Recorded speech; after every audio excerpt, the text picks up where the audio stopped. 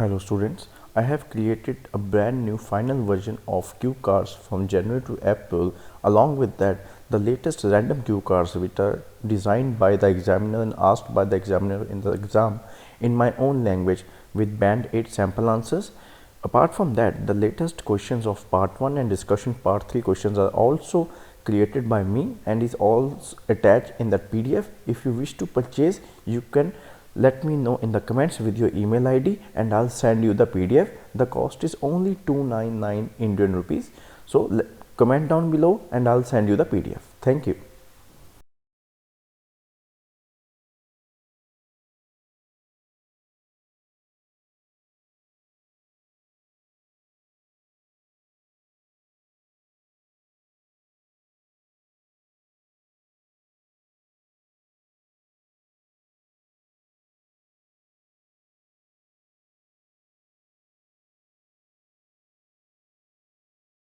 Our plane tickets arrived this morning. It reminded me how much there is to do before we go. Let's write everything down, shall we, so we don't forget anything? Yes.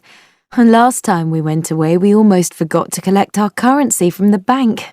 So let's start with that. Good thinking. And wasn't there an appointment you said you'd got to cancel? Yes, the hairdresser. Thanks for reminding me.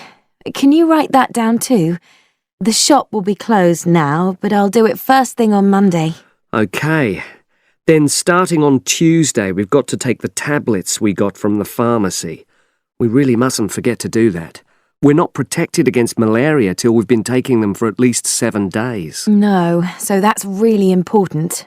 And what about shopping? There's still a few things we've got to buy the next time we're in town. We need some more sunblock, don't we? We've only got that factor 10 stuff. It won't be strong enough. I've already bought that. But what we do still need to get is sunglasses. The ones I've got aren't good enough, and I don't think yours are either. OK, I've noted that down. And I think I'm going to get another bag too, just a small one. We always seem to come back with more things than we take. Shall we get an extra lock for our suitcase as well? Just in case the one we've got breaks. They don't seem to last long. Yes, they are a bit flimsy. OK, right. Oh yes, and we need an adapter for our electrical things, your hairdryer and my shaver. The plugs on them are bound to be the wrong type. We could get one at the airport. They always have them there. Well, I'd rather get it beforehand, so I'm writing it down. And then I think that's it, isn't it? I think so, as far as shopping's concerned. But we also need to order a taxi to take us to the airport. We should do that well in advance. My sister left it too late and she had to take the train with that huge suitcase of hers. I know, she really struggled with it. Before you hear the rest of the conversation, you have some time to look at questions 7 to 10.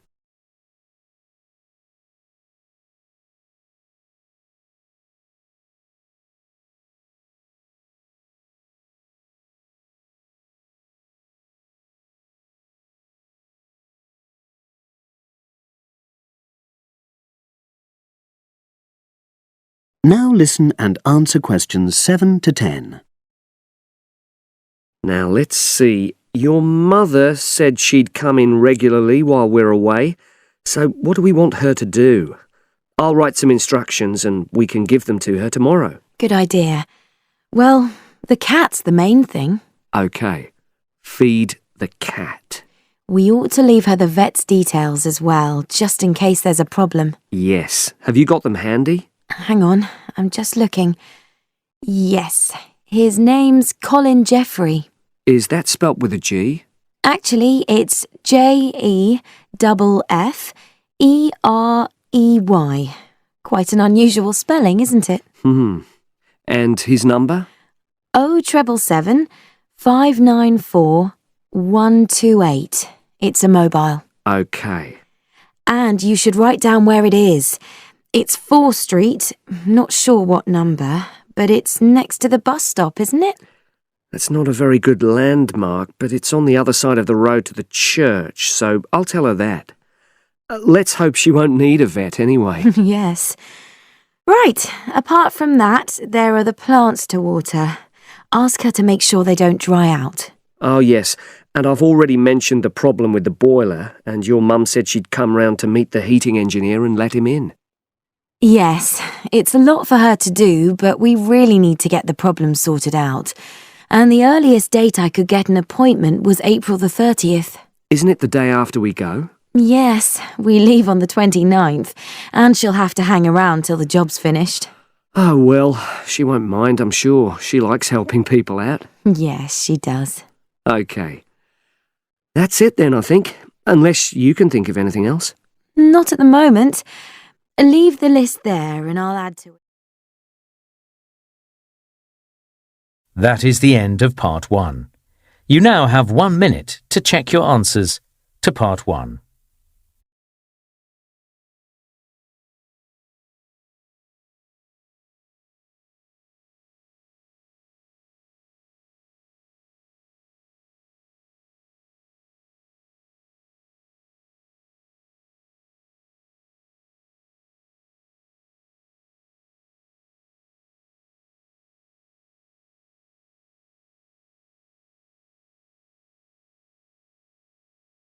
Part 2. You will hear a talk on local radio about a short film festival in the town of Adborne. Now you have some time to look at questions 11 to 16.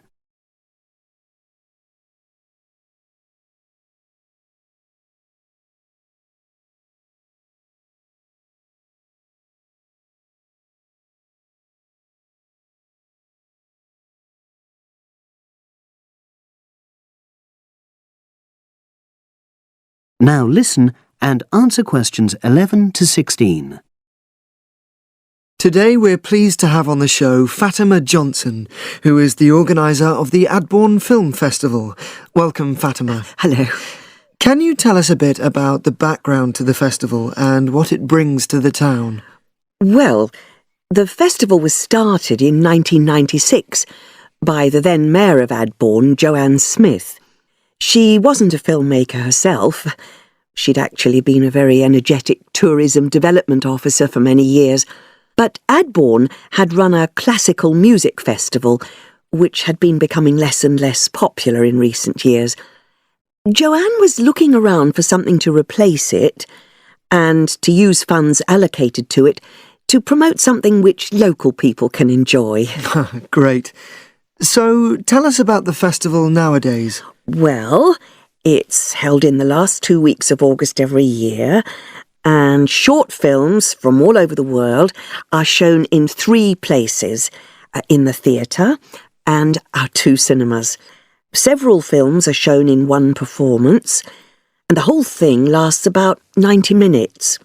Tickets are very reasonably priced. Under 12s used to get in for 50p, but now we charge just £1, which is still very good value. £1.50 for students and £2.50 for everyone else. Performances are advertised all around town and also on our website, www.adbornefest.com.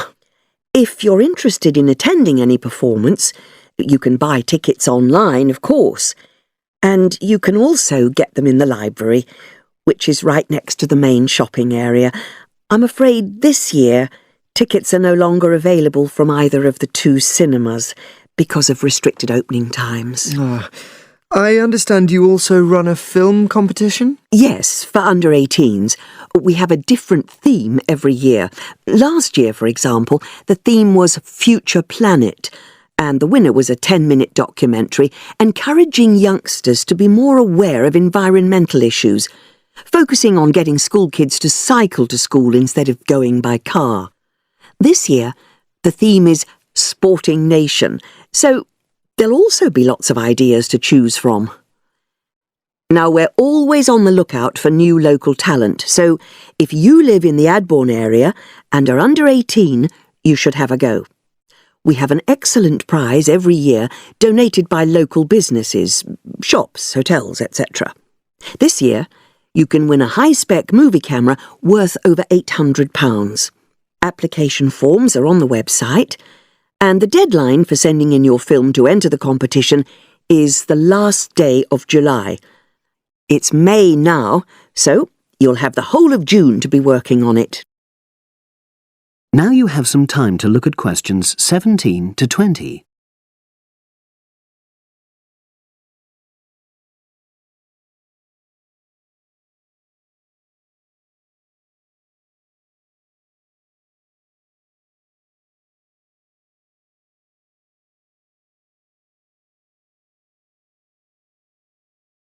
Now listen and answer questions 17 to 20. And what are the judges looking for? Well, although we choose very topical issues like the environment, we're not looking for propaganda, trying to get people to do something. Instead, we're looking for a new angle, a fresh way of looking at a theme. And of course, because it's a short film festival, it's not really about a fully worked story with well-rounded characters. It's more about good photography, conveying things visually. And who judges the films? A panel of 3 people who know a lot about film. We've used the same judges for many years, and we're very happy with their expertise. One thing we probably will change next year, though, is we want to add another class and another prize for older filmmakers. We'll keep it at a maximum of 10 minutes, though. The length works well for our festival. We also want to use different venues for the film shows, such as community centres and at least one school. It might make performances more accessible to a wider audience. We did explore the possibility of having late-night showings, but that's unlikely to happen in the coming year. So, as I say, if anyone's interested in submitting a film for our competition, go onto our website and you'll be able to access everything. That is the end of part 2. You now have half a minute to check your answers to part 2.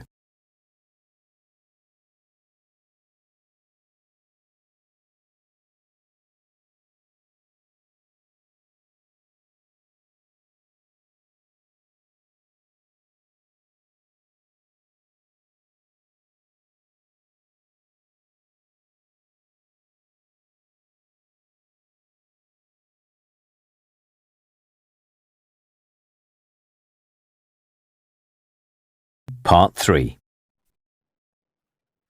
You will hear 2 undergraduates doing a research methods course. A girl called Leela and a boy called Jake having a seminar with their tutor. Now you have some time to look at questions 21 to 24.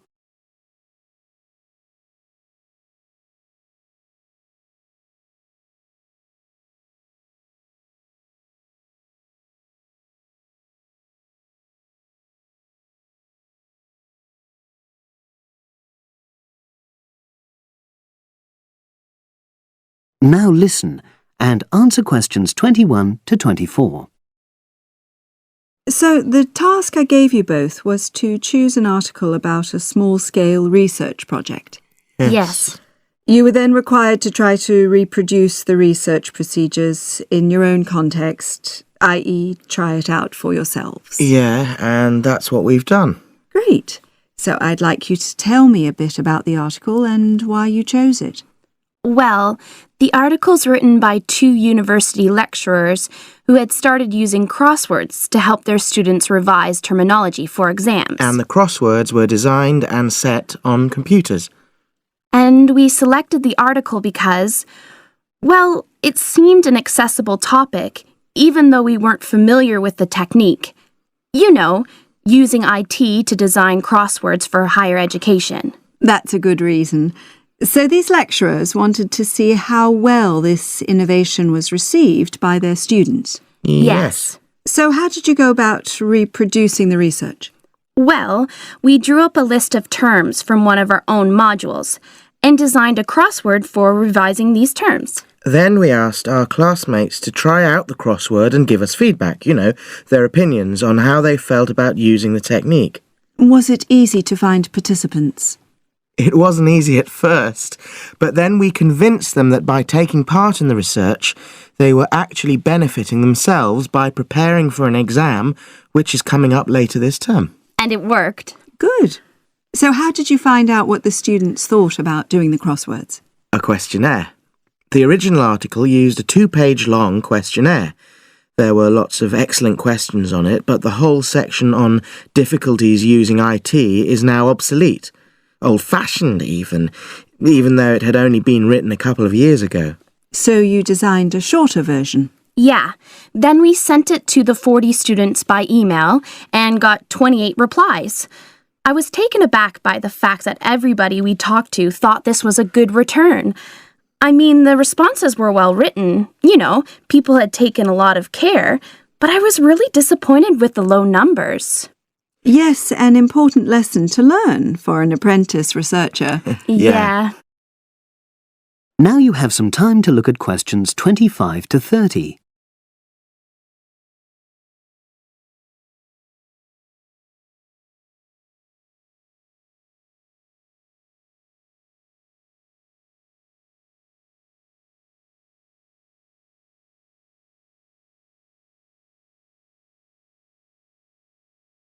Now listen and answer questions 25 to 30. So what results did you get? Well, basically, the responses were extremely positive. The students said that doing the crossword on a computer helped them really focus on the work in hand and not be distracted, which is something that commonly happens with other ways of doing revision. Yeah, that was really clear. But something that struck me was that having fun hardly featured in their responses, nor did anything to do with spelling of hard words, which I thought would be an obvious benefit. No? Okay. Respondents also said that doing the crossword hadn't really increased their general motivation to study, but that it had highlighted the gaps in their memory so they knew what further work was necessary. Right. So how did your findings tally with those of the original researchers?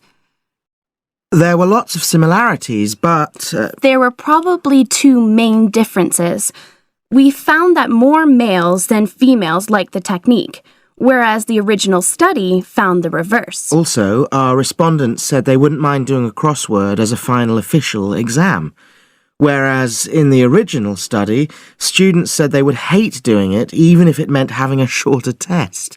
But of course, both sets of respondents said they'd be interested in doing more crosswords for informal purposes, revision, and so forth. Right. So let's have a think about the whole project and what you've learned from doing it. Well, it was very time-consuming. Yeah, and I don't think we managed that aspect very well. It could have been worse. I mean, we didn't have a lot of data, so we didn't have to spend ages processing it.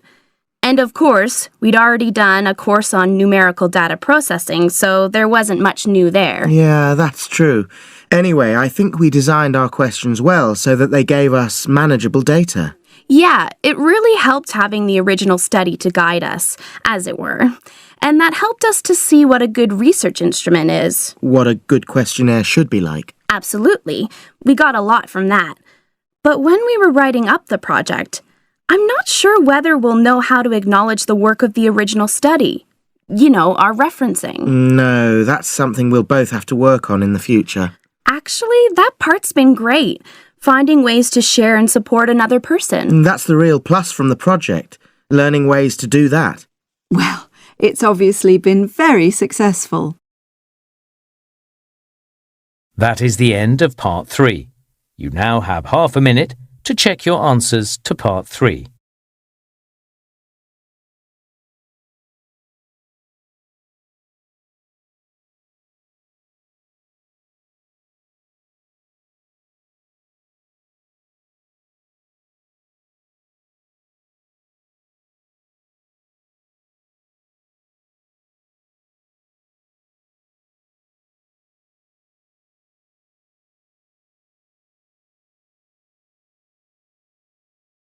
Listening, part 4. You will hear a postgraduate psychology student talking to other students about a job satisfaction study he has investigated. Before you listen, you have some time to look at questions 31 to 40.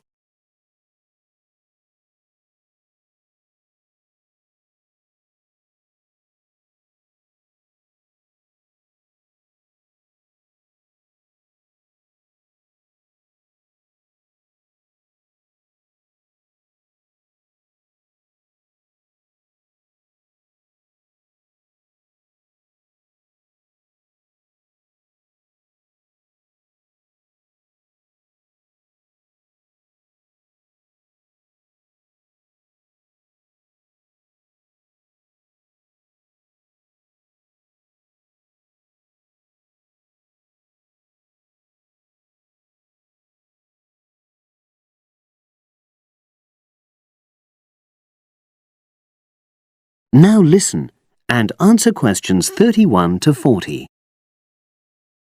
Good morning, everyone. For my presentation today, I'm going to report on an assignment that I did recently. My brief was to analyze the methods used in a small study about job satisfaction, and then to make recommendations for future studies of a similar kind.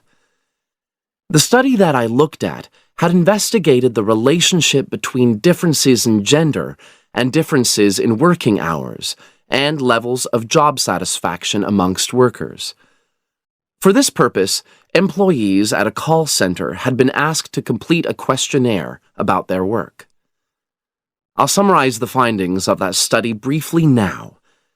First of all, female full-time workers reported slightly higher levels of job satisfaction than male full-time workers.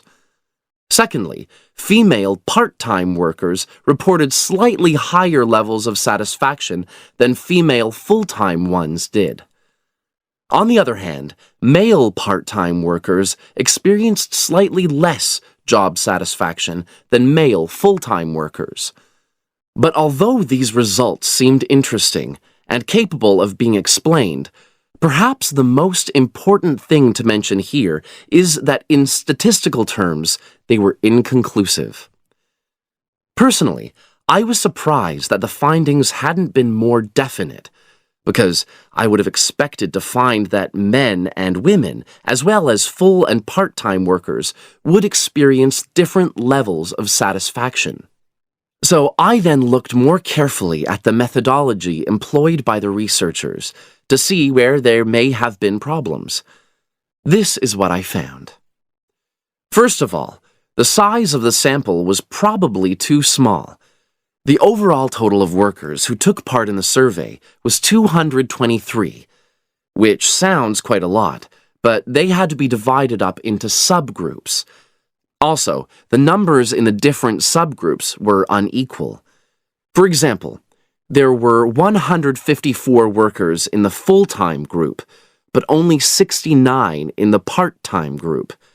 And amongst this part-time group, only 10 were male, compared to 59 who were female. Secondly, although quite a large number of people had been asked to take part in the survey, the response was disappointingly low. A lot of them just ignored the invitation. And workers who did respond may have differed in important respects from those who didn't.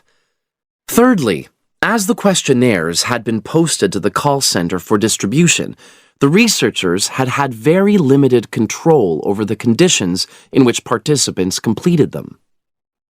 For instance, their responses to questions may have been influenced by the views of their colleagues.